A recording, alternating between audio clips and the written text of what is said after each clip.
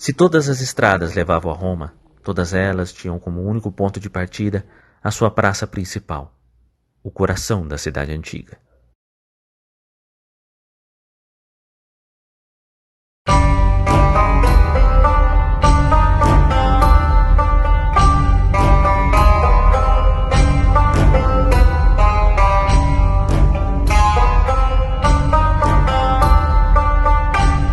O Fórum Romano, como nós o conhecemos, como nós vemos hoje, é o resultado de uma história de vários séculos, monumentos de épocas diferentes, e não um momento específico na história. Desde a antiguidade, os monumentos do Fórum sofreram inúmeras restaurações e reconstruções, algumas por razões políticas, outras em decorrência de incêndios. Ao longo da Idade Média, alguns de seus edifícios foram convertidos em igrejas, enquanto a praça, tomada pela vegetação, se transformava em pasto para o gado. Os edifícios e monumentos que hoje vemos são o resultado de acréscimos sucessivos da antiguidade à época barroca, mas também das decisões tomadas pelos escavadores dos séculos XVIII, XIX e do início do XX.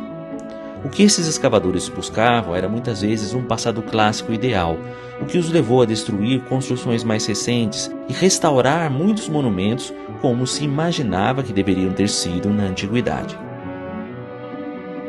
Mas apesar do privilégio dado ao final da República e o início do Império, as escavações realizadas desde o começo do século XX também trouxeram à luz evidências de outros períodos, e a pesquisa arqueológica mais recente nos permite ter uma ideia da evolução da praça na sua longa duração. O Vale do Fórum era originalmente uma área pantanosa, que foi ocupada entre os séculos X e VII a.C. apenas por sepulturas. A primeira pavimentação dessa praça ocorreu por volta de 600 a.C.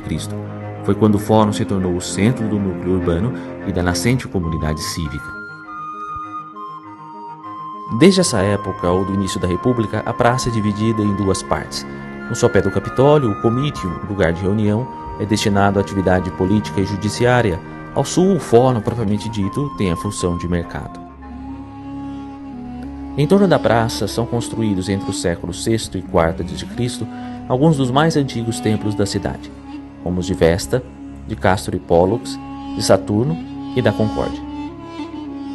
Mas a grande época das construções no Fórum ocorre apenas após a Segunda Guerra contra Cartago. É no século II a.C., por exemplo, que são construídas as grandes basílicas republicanas, a Pórcia, a Opínia, a Semprônia e a Fulvia Emília. Dessas, apenas a Basílica Emília continuaria no período imperial com seu nome republicano.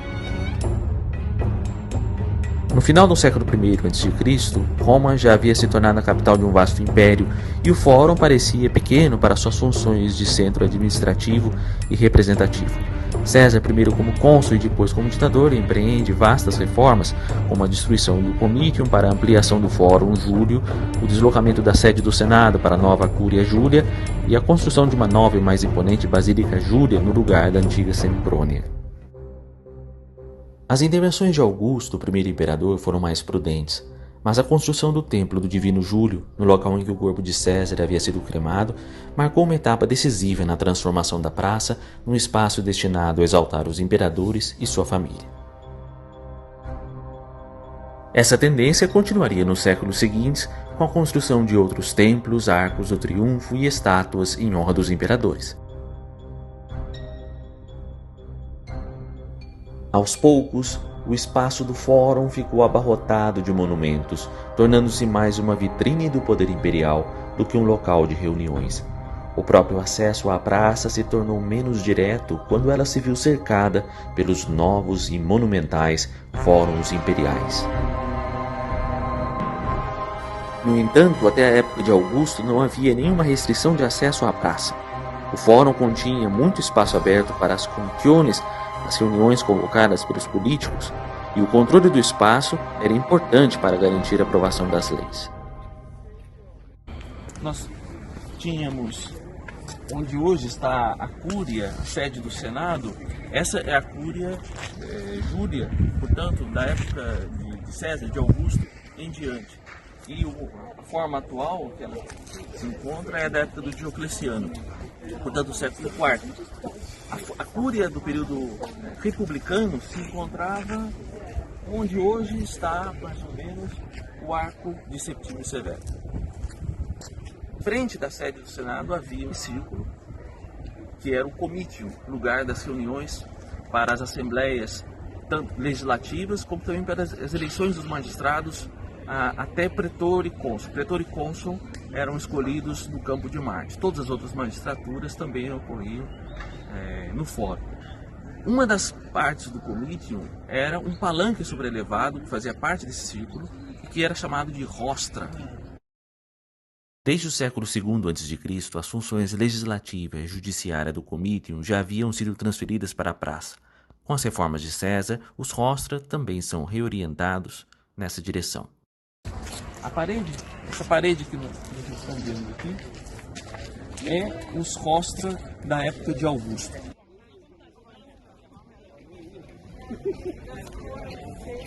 O fórum no período republicano era o centro da vida da cidade e, portanto, também o centro das informações, de onde começam, de onde saem as notícias, muitas notícias políticas. Cícero era sempre informado por um amigo, o Rufo, que mandava as notícias e também os boatos que corriam na cidade. E ele se refere a pessoas que eles chamavam de sub-rostrani, portanto, que ficavam debaixo dos rostra, que constantemente escutavam o que ocorria, o que estava ocorrendo na cidade e difundiam notícias a partir daí. Mas nem todo mundo ia ao fórum apenas pela política. Muitos iam também por suas vastas basílicas e pelas lojas adjacentes, que eram espaços de comércio e de passeio. Havia lojas até mesmo em torno dos templos, como esta debaixo do templo de Castro e Pólux. Ao longo da Via Sacra e do Vicus Tuscus havia mais lojas, especialmente de comerciantes de joias, de perfumes, de especiarias, de roupas caras e de linho. Aí também, como dizia o comediante Plauto, era onde se podia encontrar as melhores prostitutas. Esse espaço do fórum, estamos diante dessas lojas, as lojas que dão para a Via Sacra, atrás a Basílica Emília, e atrás da Basílica Emília ficava o Macellum, que é um mercado de carnes, mas também peixaria e de comida pronta, comida preparada. Plauto, mais uma vez, que é um comediante do século III, final do século II, faz também referência a esse mercado de peixes. Dizia que os sub-basilicani, que são os indivíduos que estão debaixo da basílica, que ficam em torno da basílica, com frequência fugiam do cheiro do peixe e vinham para a praça, para o centro do fórum, portanto, lugar onde podiam se encontrar e ouvir as notícias. Essa concentração de tantas funções no fórum fez com que a praça se tornasse o palco natural da maioria das manifestações populares e protestos políticos na República.